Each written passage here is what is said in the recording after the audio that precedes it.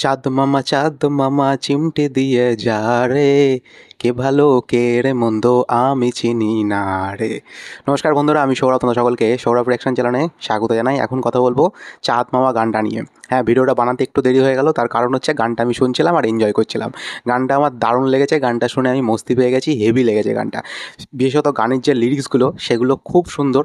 গানের লিরিক্সটা প্রীতম হাসান দিয়েছে এবং গানটা গেয়েছেও প্রীতম হাসান এবং দোলা রহমান।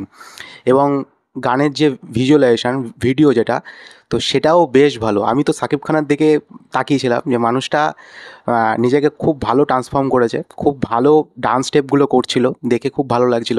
মানে তাকে বেশ ভালো লাগছে, তার যে এনার্জেটিক, সেই যে গানটার মধ্যে তার যে এনার্জি, খুব ভালো। আর তার পাশে তো আছে নুসরাত জাহান, নুসরাতকেও বেশ ভালো লাগছে। মানে নুসরাত এবং শাকিব খানের জুটিটা মানে এই গানটার মধ্যে বেশ ভালো, বেশ ভালো। এবং একটা এনার্জি ক্রিয়েট হচ্ছে গানটা যখন শুনছি। চাঁদ মামা চিমটে দিয়ে যায়, লাইনটা বিশাল ক্যাচি, যে কে যে ভালো কে যে মন্দ আমি জানি না রে। খুব ক্যাচি গান, যার জন্য গানটা খুব তাড়াতাড়ি ভাইরাল হয়ে যাবে। এবং শাকিব খান এখানে ফাটিয়ে দিয়েছে, শাকিব খান জাস্ট ফাটিয়ে দিয়েছে, আগুন আগুন জ্বালিয়ে দিয়েছে পুরো। কি নেচেছে, মানে তার কস্টিউম, তারপর হচ্ছে তার যে সেট ডিজাইন, সমস্ত কিছু বেশ ভালো।